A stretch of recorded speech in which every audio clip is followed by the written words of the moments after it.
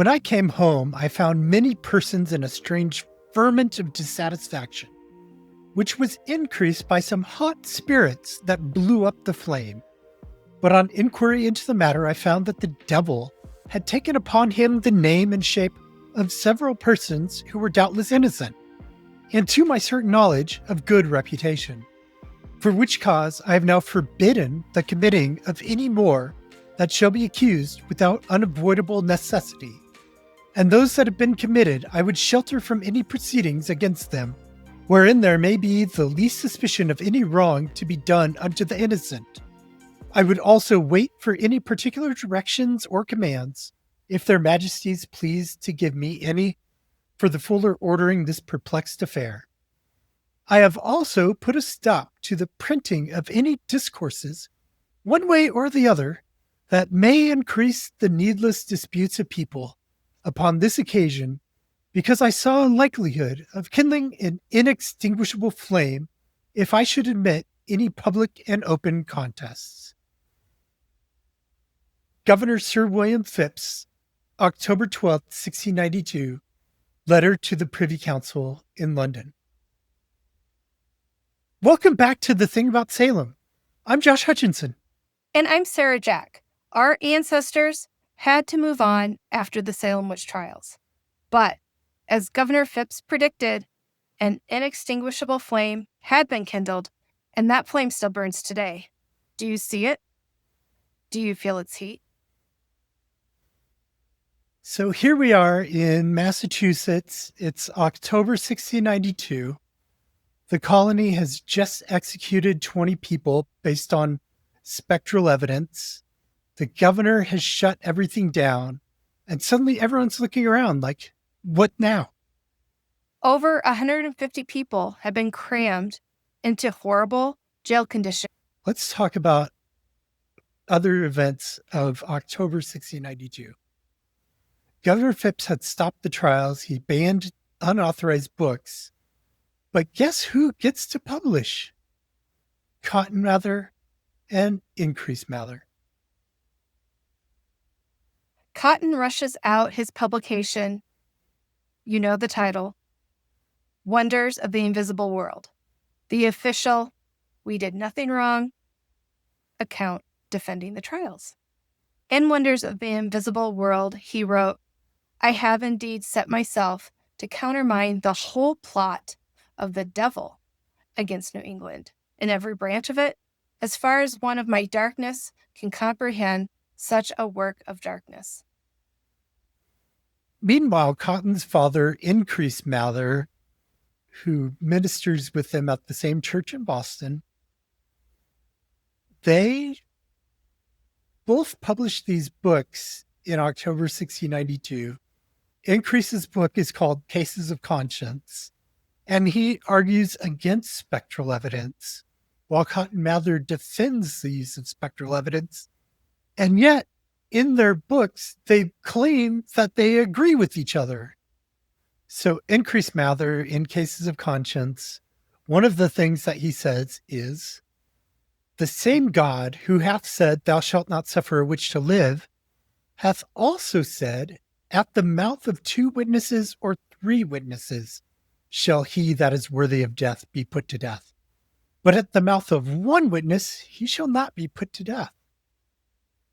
But do they really get the last word? Did that extinguish the flame that Phips wanted stomped out?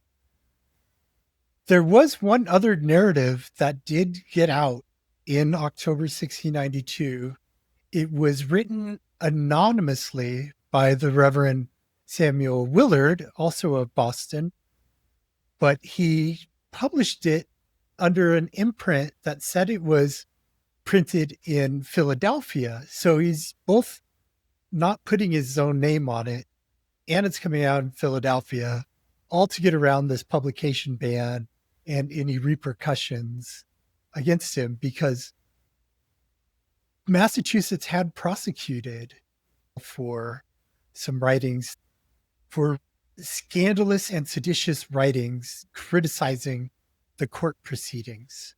So we know that any blowback against what the court was doing did actually result in penalties, fines, and jail time.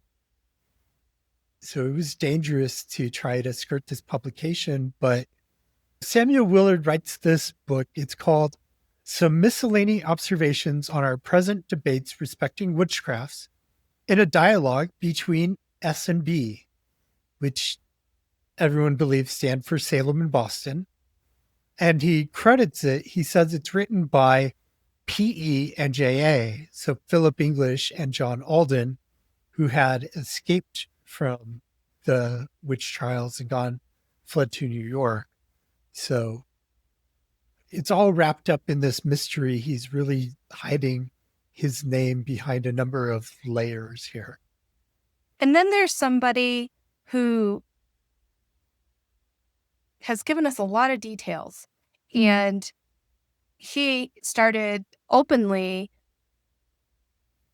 confronting Cotton Mathers through correspondence. They had a furious exchange of letters, which Robert Califf printed in his book, More Wonders of the Invisible World, which here, More Wonders of the Invisible World is a play on the title of Cotton Mather's work, Wonders of the Invisible World, suggesting that here's some more information about the Salem witch trials. In it, he says, and now 19 persons have been hanged, and 1 pressed to death, and 8 more condemned. In all 20 and 8, of which above a third part were members of some of the churches in New England, and more than half of them of a good conversation in general, and not 1 cleared. About 50 having confessed themselves to be witches, of which not 1 executed. Above 150 in prison, and above 200 more accused. Another guy who's really trusted here because he witnessed a lot of the witch trial activity firsthand is the minister from Beverly, Massachusetts, John Hale. He's one of the ones who Samuel Parris called in very early, before any witchcraft accusations were even made, to come and pray for Betty Parris and Abigail Williams when they were afflicted. And so he's involved. He testifies against Dorcas Orr. He's in the trials and involved with them. And then in the fall, supposedly his wife got accused of witchcraft. And so that caused him to reconsider. And so he spent years, 5 years actually, reconsidering the witch trials and thinking it all through, what it meant, how it went wrong. And he challenges the official narrative with this book. It's written in 1697. It's noteworthy that it's not published in Boston until 1702, which is after William Stoughton had died in July 1701. So he's the primary cheerleader for the Salem witch trials, basically, the former Chief Justice of the court. And by the way, Governor Phipps had died in 1695. So they're both out of the way. And now it's finally time to publish A Modest Inquiry into the Nature of Witchcraft by Beverly Minister John Hale. It's apparent the community was really questioning everything that they had just experienced and witnessed. Yeah. And another way that we know that people were questioning it is through some public acts of contrition. You might call them apologies. You might say that maybe they're not the most sincere apologies, but they are apologies. And on January 14th, 1697, there is a fast day being held all across Massachusetts, partly in response to the late troubles with the witch trials, because things have really gone badly for Massachusetts the last 5 years since they tried all these witches. And, well, maybe one thing is responsible for the other. So they're going to have a fast day. Judge Sewell stands up in his church. He hands a note to minister, Samuel Willard, who we've met before. And Samuel Willard reads this apology aloud while Judge Sewell stands there under the gaze of all of his fellow congregants. And he takes responsibility on himself. He doesn't blame anybody else. He takes responsibility for his role in the witch trials. And we know he was tormented because there's a transcription of Magistrate Sewell's diary. There's a lot of really great stories in there and a lot of details about life. And one of the things that he expresses is having nightmares. And Robert Califf reports that several jurors signed statements saying they were sadly deluded and mistaken, asking for forgiveness from families and the community. And the apologies continued, or at least there was one more, in the 18th century. August 25th, 1706, Ann Putnam Jr. apologized in church. She probably stood in front of the congregation while the new minister of Salem Village, Joseph Green, read what she said. But here she is. When the witch trials were happening, she was 12. Now she's about 26. And she's standing before her whole congregation saying that she desires to lie in the dust and take the blame and the shame of it. Continuing on into the 18th century, the legal reckoning opens. In 1703, Massachusetts reversed the attainders and the convictions of 3 women out of the 30 people who had been convicted. And so the rest are still waiting. But 1711 comes around, and finally the General Court of Massachusetts takes some actions, but they sound like the jurors. They sound like Ann Putnam Jr. They're saying that the trials were caused by delusion, that yes, there were innocent victims, but it was a delusion of Satan that caused that to happen.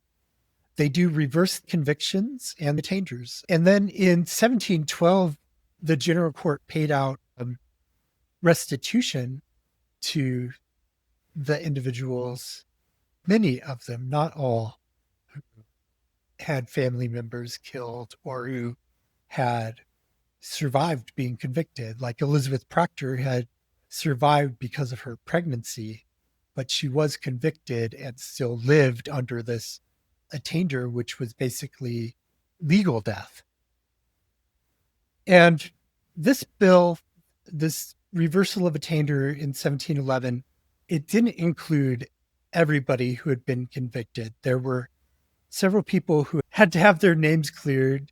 In 1957, Impudiator was cleared. Then you had 5 women cleared in 2001. And finally, Elizabeth Johnson Jr. had her attainder reversed in 2022. And that took a lot of work. We've seen pardons in Spain. We've seen apology in Scotland. We've seen absolution in Connecticut. Those all took concerted efforts with petitions backed by thousands of signatures and just a lot of letter writing and testimony being given to push for those things to be done. And as it happens, there are 8 individuals who were convicted of witchcraft in Boston prior to the Salem witch trials who have not been cleared or recognized. So there is a bill to exonerate those individuals. It's Massachusetts Bill H 1927. It was proposed by Representative Stephen Owens of Cambridge and Watertown. And it would clear those 8 individuals. And it also recognizes everyone who's suffered witchcraft accusations in Massachusetts. If you would like to have your name on the petition asking for this exoneration, you can go to change.org/witch trials and show your support with the thousands of other people who are signing it.